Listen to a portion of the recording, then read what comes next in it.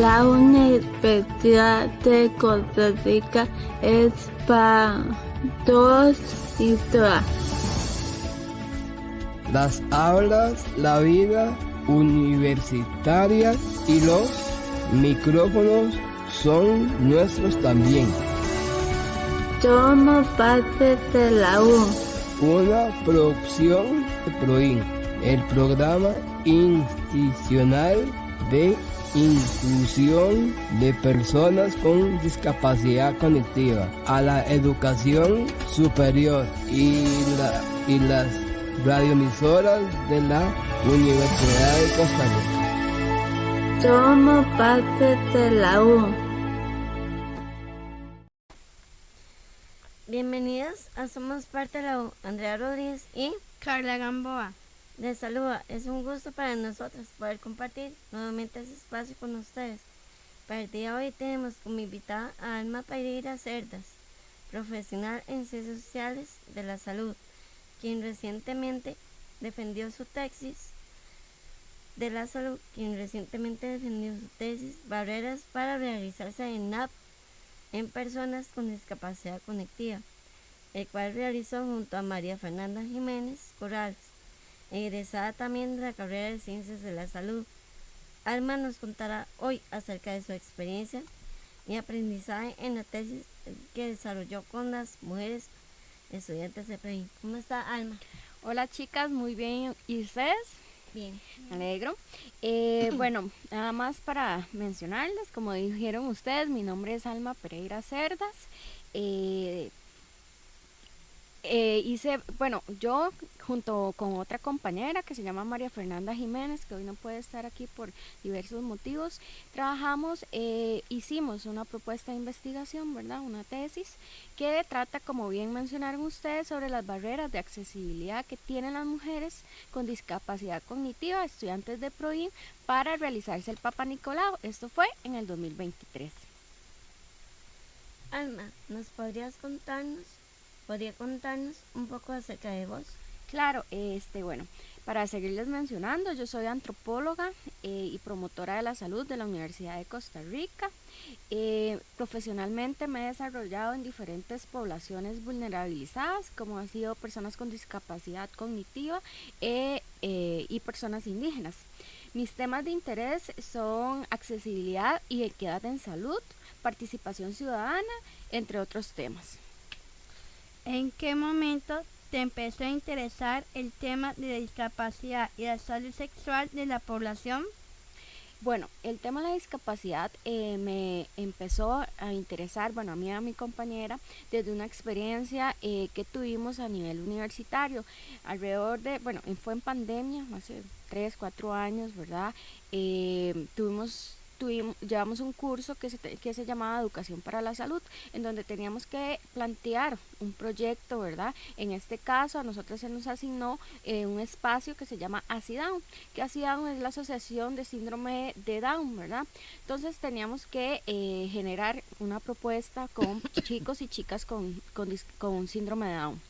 En ese momento, como les mencioné, estábamos en pandemia, entonces hicimos una propuesta sobre virtual, ¿verdad? Hicimos diferentes talleres de forma virtual, y el tema central que nosotros trabajamos, porque según la consulta que hicimos, ¿verdad?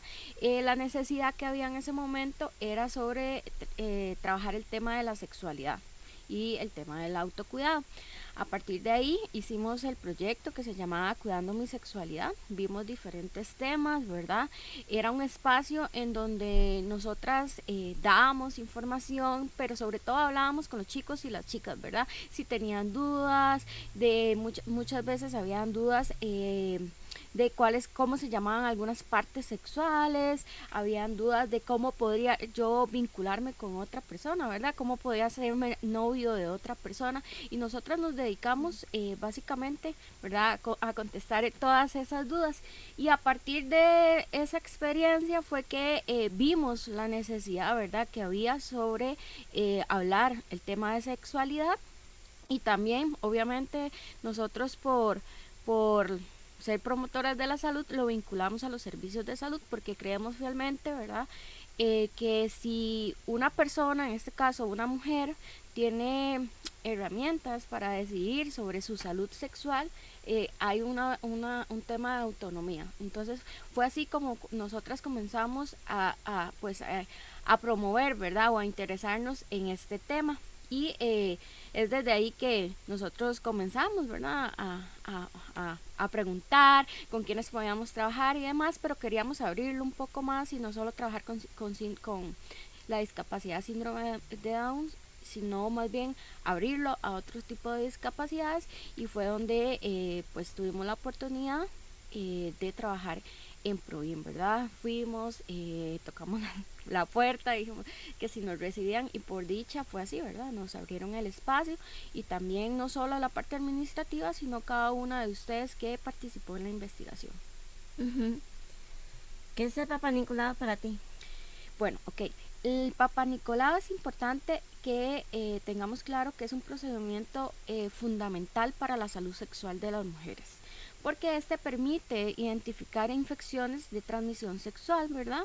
Pero sobre todo el virus del papiloma humano, que es una enfermedad que nos puede llegar a desarrollar cáncer de cervix. Entonces esto es muy importante porque es un procedimiento médico que nos viene a aportar sobre todo en estos dos sentidos: infecciones de transmisión sexual, pero también este virus que es el que genera el cáncer de cervix, y que es uno de los virus, el cuarto, según datos de la OMS, más presente en las mujeres. ¿Para qué sirve esta prueba? Ok, como les mencioné hace un momento, es para detectar el cáncer de cervix. Esto también quiere decir, ¿verdad?, que es fundamental para la prevención, ¿verdad? Que vamos a ver. Entonces, este examen sirve para que no necesariamente desarrollemos algunas enfermedades, como les dije, de transmisión sexual, pero también el cáncer. Entonces, viene a prevenir, y también permite, por ejemplo, si tenemos algún diagnóstico de alguna enfermedad, que recibamos el tratamiento, que vayamos al centro de salud y nos hagan los procesos adecuados para evitar que esta enfermedad se desarrolle y pueda llegar hasta la muerte, porque puede pasar así. Entonces es una prueba de prevención.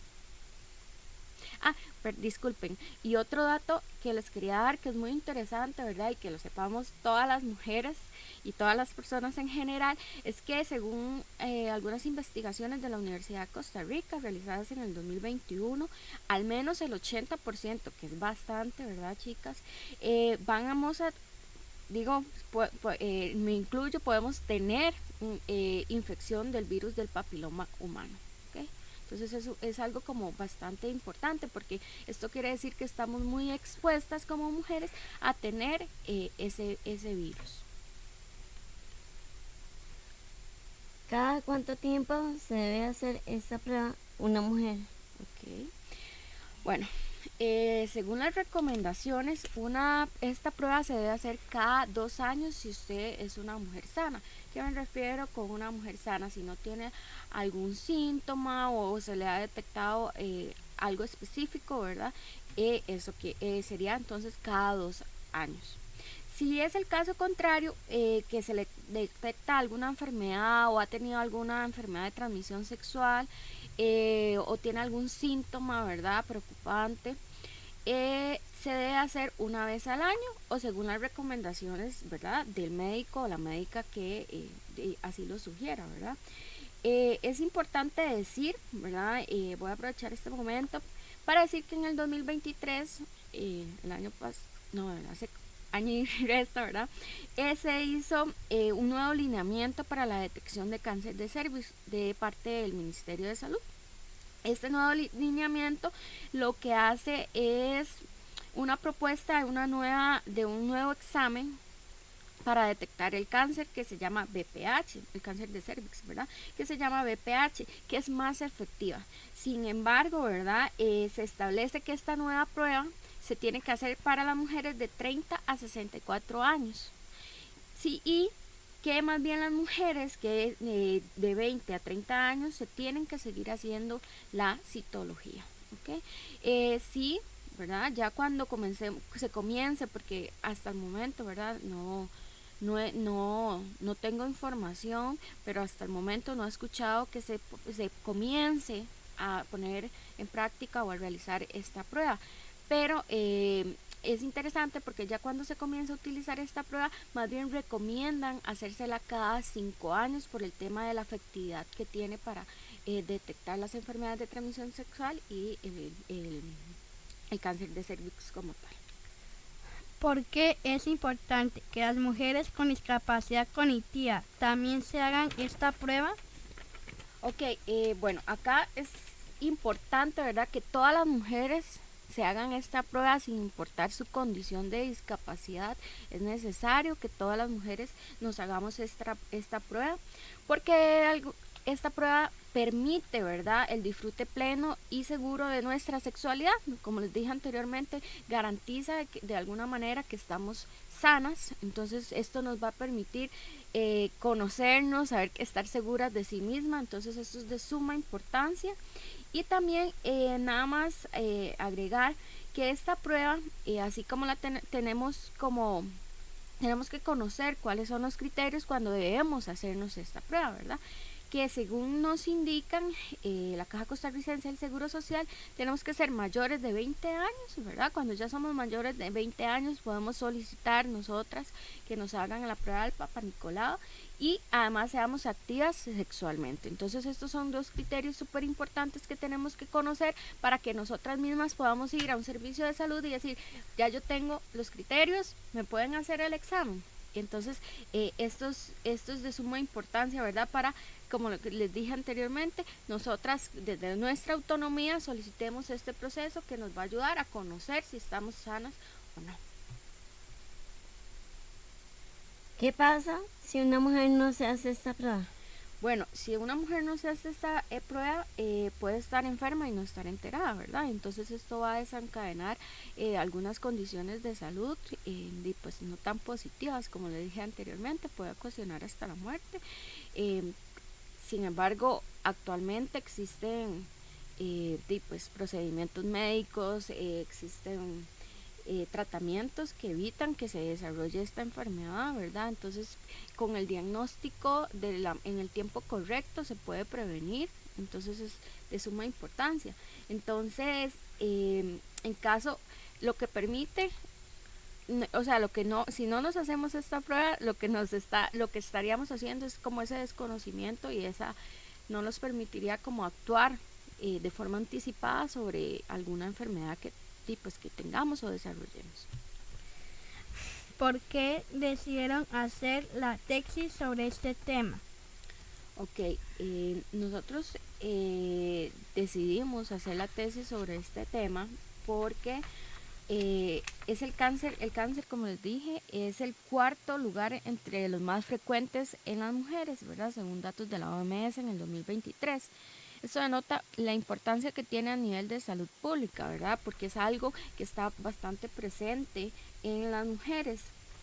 Pero también nosotras comenzamos a trabajar este tema porque conforme nos fue interesando el tema, comenzamos a indagar, a buscar, ¿verdad?, cuánta producción científica había al respecto, ¿verdad? Y nos vamos dando cuenta que no hay datos sobre esto, ¿verdad? No había producción científica que nos hablara, bueno, las mujeres con discapacidad cognitiva se están realizando el examen.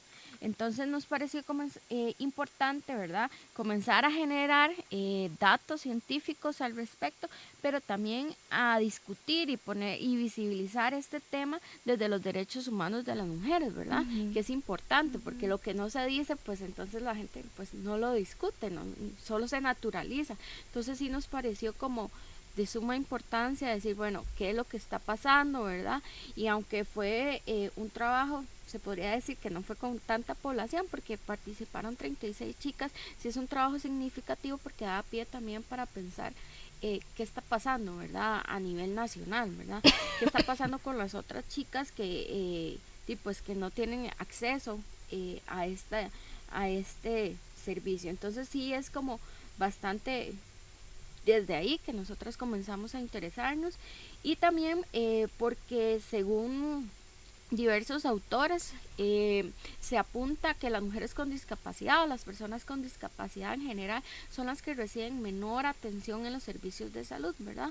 Siempre de una manera más verticalizada. Entonces nosotros comenzamos a este tema para que también se les comience a dar servicios de salud y sobre todo en salud sexual más dignificados a las mujeres con discapacidad cognitiva, ¿verdad? Que también es como importante la experiencia que ustedes tienen dentro de los servicios de salud y se les tome a ustedes en cuenta como mujeres, ¿verdad? Que se les consulte. Bueno, ustedes se quieren hacer el Papa Nicolau, ¿verdad?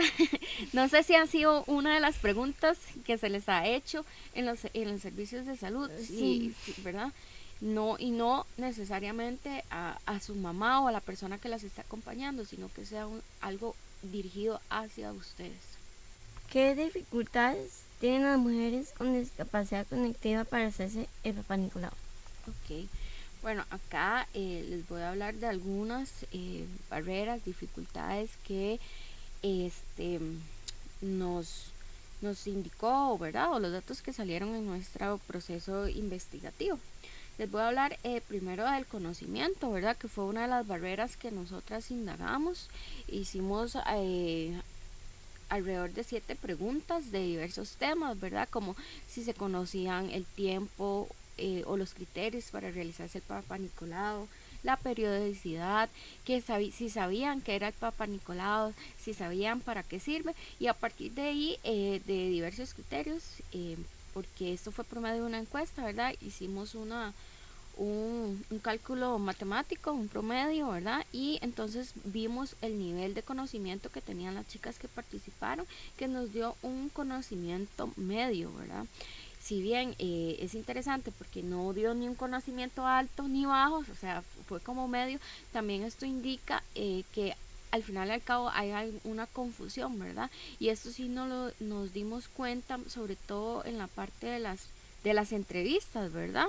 Que en donde tal vez se le hacía una pregunta a las chicas y había como mucha duda a la hora de responder. Entonces sí es importante que hubo un conocimiento medio en general, pues el conocimiento se tiene que reforzar de una manera importante, ¿verdad? Sobre todo en criterios para realizarse el PAP y la periodicidad como tal, ¿verdad?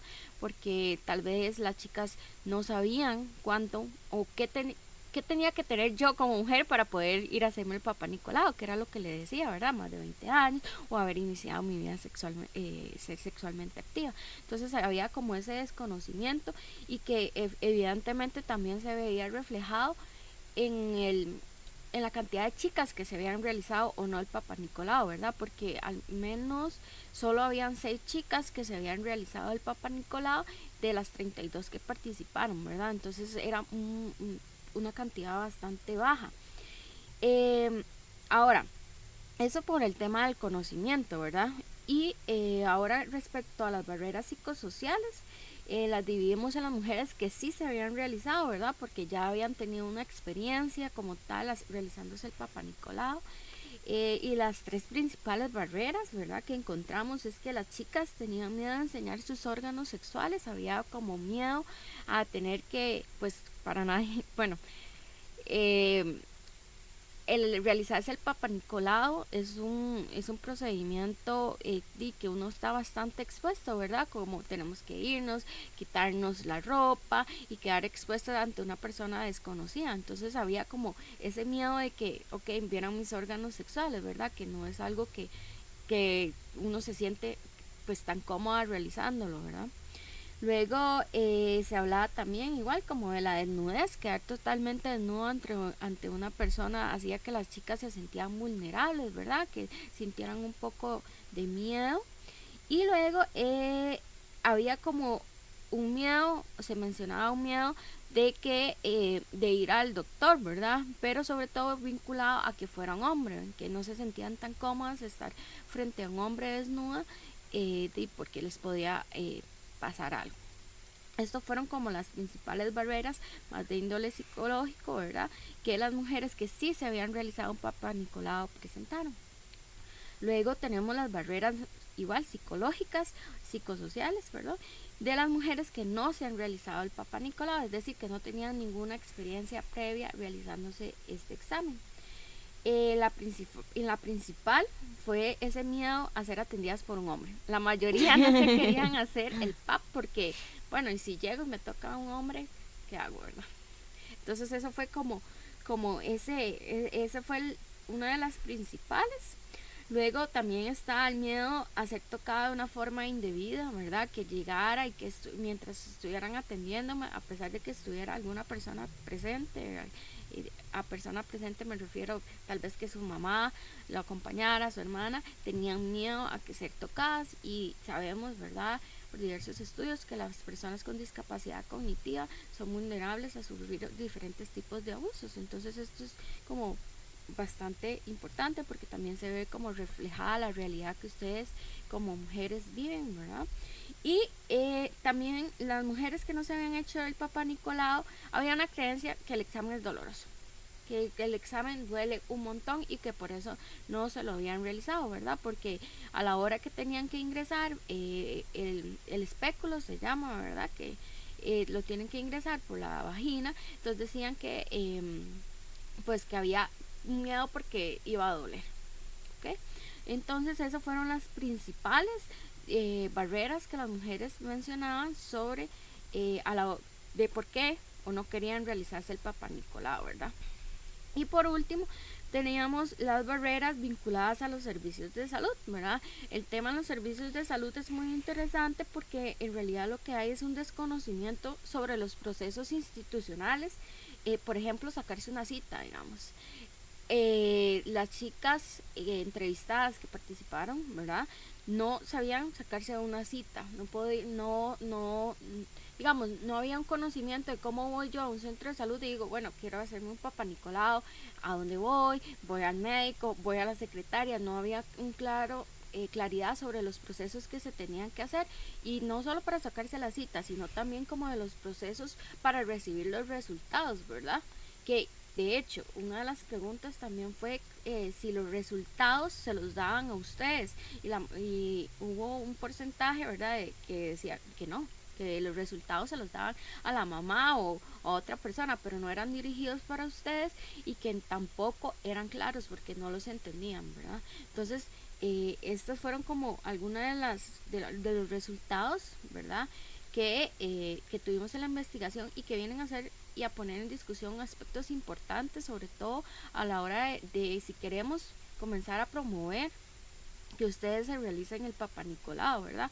Que esto quiere decir que tenemos que mejorar en muchos ámbitos, como hacemos que ustedes se acerquen a los servicios de salud. Hay mucho que trabajar en ese sentido, y sobre todo en los aspectos de hacerlas sentir seguras, ¿verdad? Que los centros de salud sean espacios seguros para que ustedes puedan ir y puedan decir, bueno, ok, voy a ir, y sí, está bien, mi mamá me va a acompañar, pero yo soy la que tomo esas decisiones al respecto de qué procedimiento o qué examen, ¿verdad?, quiero hacer. O usted diga, bueno, ok, yo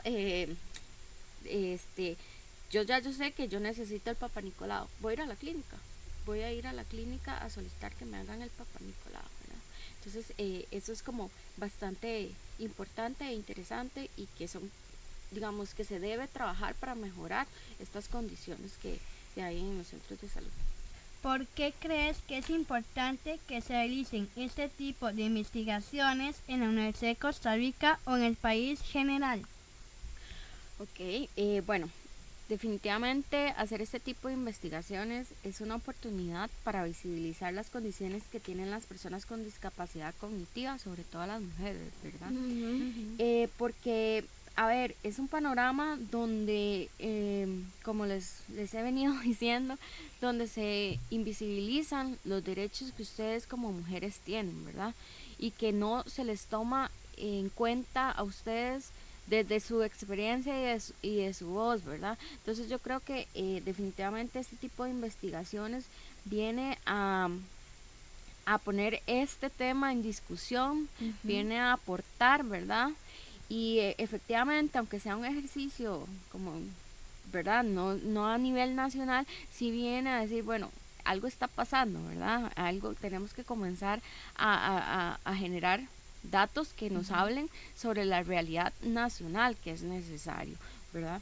Por otro lado, también creo que este tipo de investigaciones aportan para la toma de decisiones y mover voluntades políticas, ¿verdad? Esto a nivel nacional, ¿verdad? Pero también les voy a dar un ejemplo a nivel de la Universidad de Costa Rica, aquí en la casa de nosotras como estudiantes, ¿verdad? Porque dentro del proceso investigativo, una de las cosas que yo creo que de lo que más nos sorprendió es que ustedes no puedan acceder al centro médico de la Universidad de Costa Rica, ¿verdad? La Oficina de Bienestar y Salud, ¿verdad? Que, vamos a ver, la mayoría de estudiantes, ¿verdad? Tenemos acceso a esta clínica, llamémosla clínica, ¿verdad? Podemos ir ahí, atendernos y demás, y ustedes pues no pueden ir a realizarse el Papa Nicolau, ¿verdad? Entonces, vamos a ver, esto representa un espacio seguro para ustedes, ¿verdad? Sí, Sí. sí, ok, sí. Entonces, si la universidad representa un espacio seguro para ustedes, les hago la pregunta, ¿representarían también un espacio, ¿verdad? Seguro para ustedes ir acá a la clínica, a la Oficina de Bienestar y Salud, para ir a realizarse el Papa Nicolau? Claro que sí. Sí, ¿verdad? Sí. Entonces, al tener ese espacio, ¿verdad? Aquí cerquita, donde usted dice, bueno, en una tarde tuve libre, voy a ir ahí a la Oficina de Bienestar y Salud y ir al menos a consultar, ¿verdad? Si hay espacio, cómo se hace. Entonces, yo creo que efectivamente vemos estas situaciones y es donde se debe, pues, no, tal vez antes de este trabajo la gente, o sea, solo era como, ok, estaba bien, no se discutía. Y pues ahora se abrió la oportunidad, si no me equivoco, desde Proin, ¿verdad? Que se están moviendo voluntades, que se están moviendo acciones para que ustedes en algún momento, quizás no va a ser de forma inmediata, puedan acceder a este servicio como tal. Entonces, efectivamente, este tipo de producciones llegan también a abrir espacios para que, pues, a establecer, yo creo que los derechos y los que ustedes deberían de tener desde siempre, ¿verdad? ¿Le costó conseguir información sobre el tema? Ok, sí, definitivamente sí costó bastante. Es interesante porque les voy a como hacer un resumen un poco sobre esa información a nivel nacional, digamos, e internacional. A nivel nacional, el comportamiento que hubo es que básicamente no se encontró información, ¿verdad? Porque si bien habían artículos científicos y documentos que hablaban sobre discapacidad o de sexualidad, no había nada sobre el Papa Nicolau, digamos, era como una prueba de que no sé por qué nunca tal vez había como ese acercamiento. De hecho, solo encontramos respecto al Papa Nicolau en población que no tengan o que no tenían ninguna discapacidad, porque sobre discapacidad no encontramos nada. Y también otra de las cosas que pasa es que la producción científica se ha dirigido muchísimo a la población con síndrome de Down, ¿verdad? En general. Entonces había más sobre síndrome de Down y sexualidad centrados como en esta población, en este tema, pero si lo buscábamos desde la discapacidad cognitiva, pues era mucho más limitado. Y también pues esto habla mucho sobre los estereotipos y miedos que hay a generar este tipo de investigaciones, ¿verdad? Porque quizás es mucho más sencillo hacer un trabajo con síndrome de Down porque es una condición que ya se ha caracterizado mucho y pues se conoce bastante bien, a hablar de discapacidad cognitiva, que podemos tener distintas discapacidades, distintos comportamientos. Entonces, eso fue como lo que a nivel nacional, ¿verdad? Encontramos y que también visibiliza un poco la importancia de seguir generando, ¿verdad? Esto es como una invitación a las personas que nos escuchan, ¿verdad? Y a ustedes, porque creo fielmente que también podrían desarrollar investigaciones o hacer procesos en los que ustedes digan, no, es que nosotros estamos viviendo esto también, para que comience a quedar como en un documento. Eso fue, como les dije, a nacional. En el caso internacional, bueno, se encontraron como información más que hablaban en inglés, ¿verdad? Todo fue como en habla inglesa. Y sí era muy interesante porque la información se centraba básicamente en dos posiciones o en la discusión como de dos temas. Uno era que las mujeres con discapacidad no son una población en riesgo y por lo tanto no se tenían que hacer el Papa Nicolau. Esto porque pensaban que las mujeres con discapacidad cognitiva, ¿verdad?, son asexuadas. Y por otro, había más bien una posición en donde las mujeres con discapacidad cognitiva tenían que ser una prioridad porque no había claridad, ¿verdad?, sobre las prácticas sexuales de las mismas, ¿verdad? Entonces, eso fueron como las dos posiciones. Sin duda, nosotras trabajamos desde la posición que ustedes se tienen que hacer este examen porque ustedes tienen derecho de ser activas sexualmente, ¿verdad? Entonces, desde ahí fue que trabajamos y nos posicionamos, ¿verdad? Y que entendiendo también, chicas, el tema de que la sexualidad, ¿verdad?, no es solamente una penetración como tal, hombre-mujer, sino que puede ser diversa, ¿verdad? Que puede haber muchas formas y que en todas esas formas múltiples y diversas que hay, pueden haber transmisión de enfermedades sexuales, ¿verdad? De hecho, en la consulta que se hizo, ¿verdad?, de las 32 mujeres, habían salieron como creo como dos chicas, si no me equivoco, ¿verdad?, que no necesariamente dijeron o manifestaron ser heterosexuales, sino que manifestaban ser bisexuales y demás. Entonces también desde ahí y desde la inclusión, ¿verdad?, tenemos que abrir que las personas con discapacidad cognitiva no solo se relacionen hombre-mujer, y que si es así también pueden tener diferentes prácticas y que es importante para ustedes este examen porque también en cada práctica puede haber transmisión de enfermedades. Entonces desde ahí es sumamente pues importante posicionarse en que ustedes sí se tienen que hacer este examen. Okay. ¿A, a, ¿A qué crees que se deba esta limitante en información? Ok, bueno, esta limitante de información, ¿verdad? Yo creo que básicamente está muy centrado a esta creencia, a este estereotipo de que igual las mujeres con discapacidad, bueno, las personas con discapacidad son asexuadas. O sea, simplemente el hecho de tener una discapacidad es como que si la cuestión, la sexualidad desaparece, es como, ¿verdad? Sexualidad quita la discapacidad como quita la sexualidad y esto no es así, ¿verdad?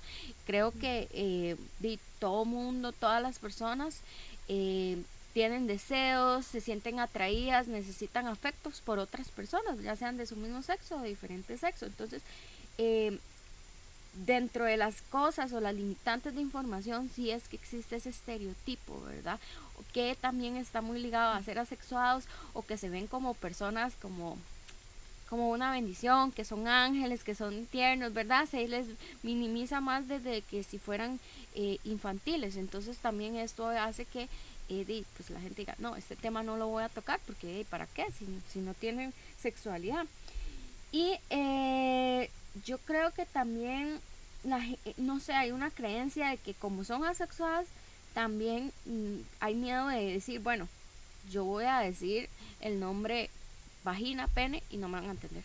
Las personas con discapacidad eso no lo van a entender, ¿verdad? Entonces hay como ese miedo de que pues de hablar de sexualidad con sus nombres y las cosas como son. Entonces es por eso que creo que hay una producción o pocos trabajos que lleguen y se acercan a este tipo de temas, ¿verdad?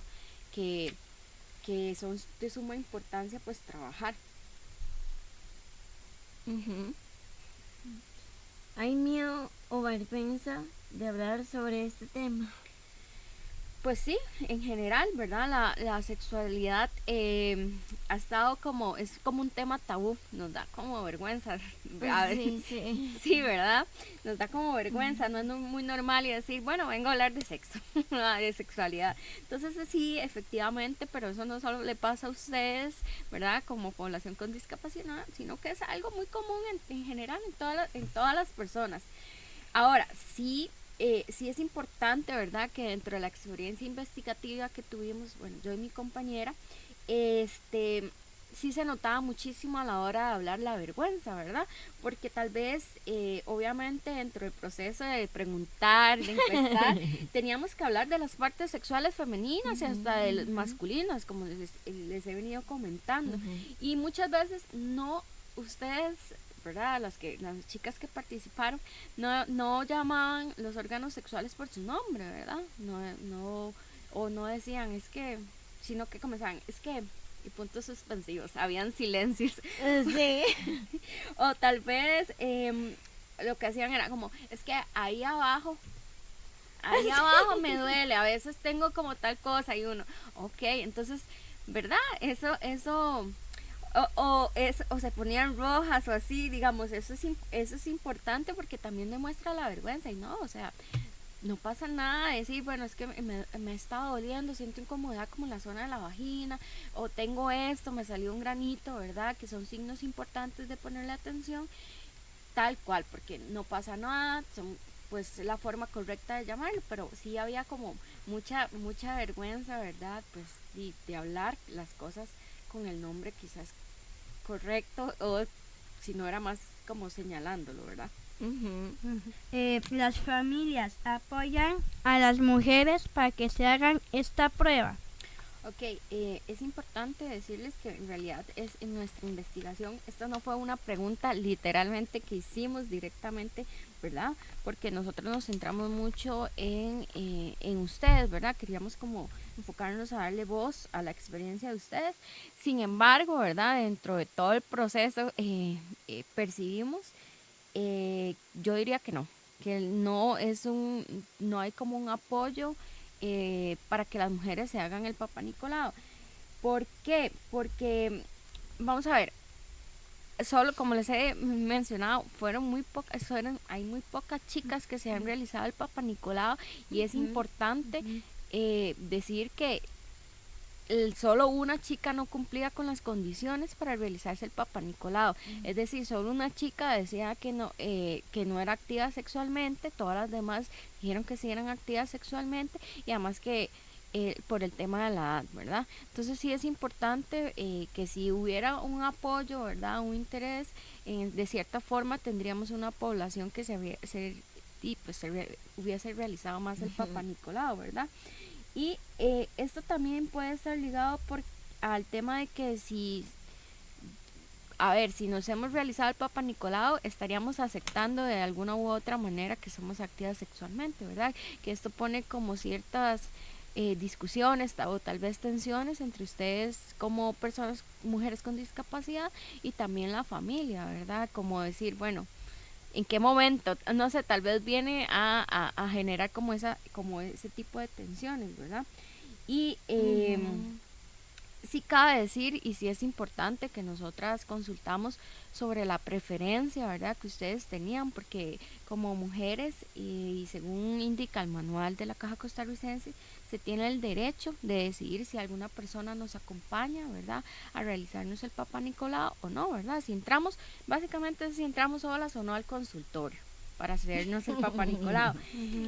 La mayoría de mujeres que participaron indicaban que sí, que preferían efectivamente ir acompañadas por alguien y en su mayoría por la madre, ¿verdad? Entonces sí es importante porque también esto indica que el papel de las redes de apoyo, sobre todo en este caso de la madre, es de suma importancia y también nos da de cierta forma esa seguridad que de alguna manera también tenemos que comenzar a trabajar con las redes de apoyo, con la familia, ¿verdad? O con las personas que estamos a cargo, porque también van a impulsar a que nos hagamos o no el Papá Nicolau. Entonces sí es importante el papel efectivamente que tiene la familia, ¿verdad? O llamémoslo red de apoyo por aquello que sea un poco más amplio, para que nos motivemos a realizarnos este examen. ¿Qué papel tiene el personal de salud en facilitar esta prueba? Bueno, esta pregunta es muy importante, ¿verdad? Porque según lo indica el manual, ¿verdad? De la Caja Costarricense del Seguro Social, el personal de salud debe estar comprometido a ofrecer este examen cada vez que ustedes ingresen a un centro de salud y si no se lo han realizado. Es decir, si yo, Alma, voy a la clínica y el personal de salud ve que yo no me he realizado el Papa Nicolau, debería, o sea, tiene el deber de invitarme a realizarme el Papa Nicolau, porque así es. Debería decirme, mira, Alma, usted no se ha realizado el Papa Nicolau, y querés, podés, o te agendo la cita, y mira, tenemos espacio para tal día, ¿verdad? A tal hora. Entonces, ese es el papel, así está establecido el papel que debería de tener, en este caso, el personal de salud para que se realizan esta prueba. Ahora, es interesante porque según los relatos que ustedes que la población que participó en ese momento, ¿verdad? Me decían, eso no pasa, ¿verdad? La mayoría, primero, que la mayoría del personal de salud se dirigen a las personas encargadas, a la madre, para decir, bueno, no es que no se ha hecho el Papa Nicolau, ¿es activa sexualmente o no? Pero era una pregunta que se le dirigía a la madre, no a ustedes como tal. Entonces, por ahí ya vamos viendo un poco de los procesos que hay que mejorar dentro de los servicios de salud, ¿verdad? Y también, siendo que ustedes ya son mayores de 18 años en su mayoría, ¿verdad? La población que participó, entonces es importante que también ustedes ya tienen una toma de decisiones para ver si se hace o no el examen, ¿verdad? Ay, sí. Y también el personal de salud en general tiene que tomar como esta iniciativa y también informar, ¿verdad? Porque les mencioné anteriormente, si no me equivoco, el hecho de que pues no saber sacar una cita, es importante que quizás cada vez que se vayan al centro de salud, decir, bueno, pueden venir acá, este es el espacio, como promover también esa información que ustedes tengan a mano, ¿verdad? Y que la conozcan por si deciden hacerse ese examen.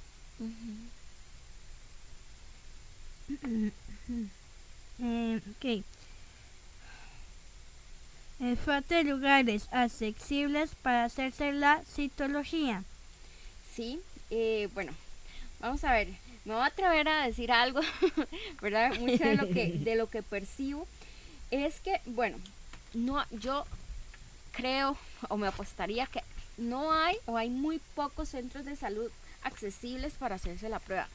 Porque vamos a ver, si lo entendemos accesibles desde la infraestructura, sí hay, ya verdad, se han hecho las modificaciones, efectivamente, hay varios centros, está la ley 7600 que vino a decir, bueno, tenemos que tener un baño, que entre una silla de ruedas, tenemos que tener un espacio en donde se pueda caminar de forma correcta y también el manual indica que, por ejemplo, tienen que haber camillas respecto a la estatura o si hay alguna condición de discapacidad física. Efectivamente, esto sí se ha venido, pues ha sido un proceso, pero se ha estado realizando mejoras en ese aspecto. Ahora, vamos a ver, si lo hacemos accesible, pensadas para las personas con discapacidad cognitiva, yo creo que es un tema y es como bastante complicado porque no, al menos ¿verdad? Desde la experiencia que ustedes y las chicas que participaron me contaban, no hay como esa plataforma, ¿verdad?, de atención para que sea accesible a las mujeres con discapacidad cognitiva, ¿verdad? Y eso es porque la accesibilidad siempre se ha pensado desde la parte más física, de discapacidad física como tal. Entonces, no se ha llegado a pensar cuáles son las plataformas necesarias que las mujeres con discapacidad física, y a ver, no solo las mujeres, también los hombres, si llegaran a necesitar ir a un centro de salud, que esto también es importante, ¿verdad? Pues no hay esas plataformas. Por ejemplo, información más clara, así de sencillo, ¿verdad? A veces uno llega al centro de salud y todo es como muy complejo porque usan nombres como muy extraños y que, pues, no sé, por ejemplo, terminología médica que no entendemos las personas que no somos médicas. Entonces, ¿cómo podría el personal de salud dar una explicación de qué es el Papa Nicolau de forma sencilla? O sea, sin necesidad de asustarnos y un poco de palabras súper complejas, ¿verdad?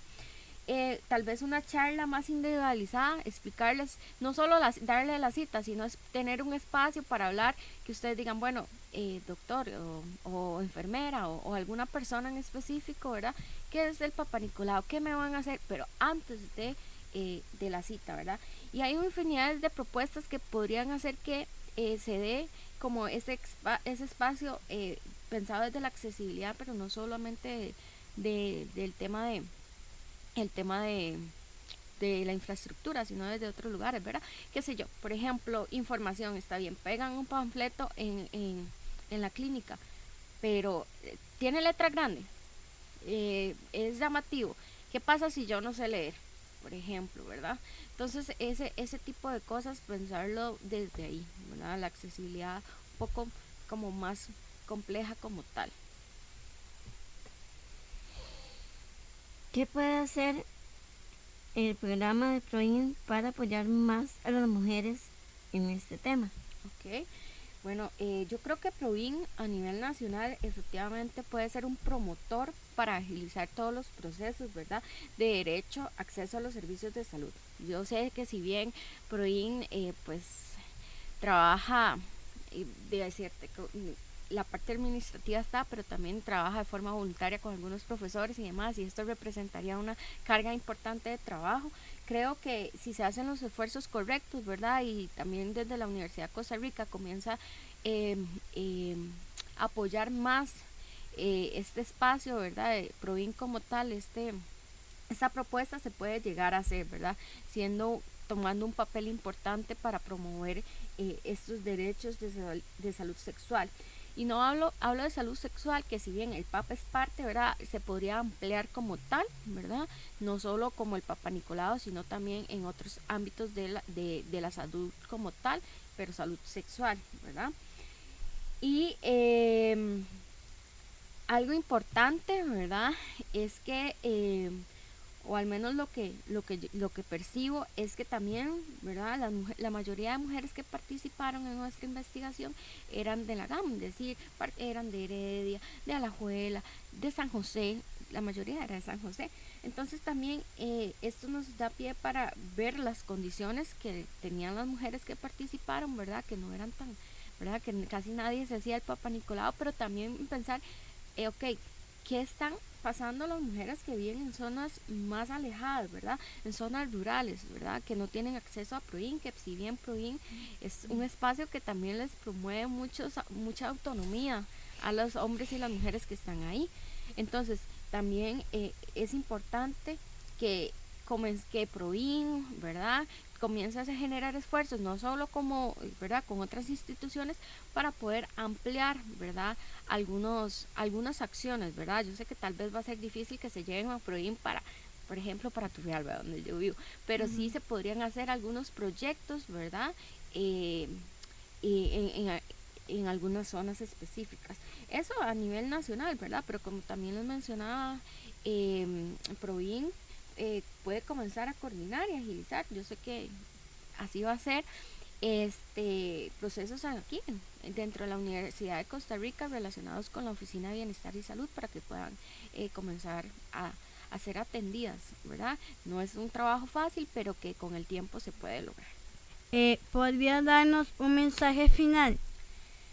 Claro, bueno, quiero aprovechar el espacio, ¿verdad? Ya, este espacio de cierre para agradecerles, ¿verdad? Agradecerle a todas las chicas que participaron en nuestra investigación, porque nuestro compromiso, el mío y de mi compañera que no está, pero la conozco bien y sé que siempre fue así, es de agradecimiento, ¿verdad? Hacia ustedes porque nos recibieron, ¿verdad? Y la verdad que la calidad humana con la que trabajamos, con la que nos recibían, con la que hablábamos, era impresionante, ¿verdad? Es una experiencia muy enriquecedora, ¿verdad? También pues agradecerle también el acompañamiento a nuestro equipo asesor, que estaba Elena, ¿verdad? Que está otra profesora, Rebeca, y que nos acompañó también Rocío Sáenz. Nada más decir que la finalidad siempre ha sido movilizar, ¿verdad? Trabajar para que se generen espacios en los que ustedes tengan y promuevan esos derechos de salud sexual, ¿verdad? En que puedan tomar decisiones, ¿verdad? Como mujeres y decir, bueno, voy a hacerme este examen, voy a acceder a este servicio de salud porque yo como mujer tengo el derecho, ¿verdad? Entonces instarlas a ustedes y a todas las mujeres en general que preguntemos, ¿verdad? Si no sabemos algo, preguntemos. Si me duele algo, preguntemos qué es lo que está pasando, busquemos a un centro médico, y si tal vez no nos atienden con tanta amabilidad, bueno, decir, hey, es que yo entiendo, yo sé, me puede explicar a mí, mi discapacidad no es una limitante. Entonces siempre instarlas a que luchen de alguna manera también por lo que por sus derechos, por los que ustedes merecen también, y que pues mucho desde ahí fue que nosotras comenzamos a trabajar, y en realidad lo que yo creo que más queda es como ese agradecimiento y esa motivación para que realmente puedan pues alcanzarse eso de alguna manera, mejorar las condiciones.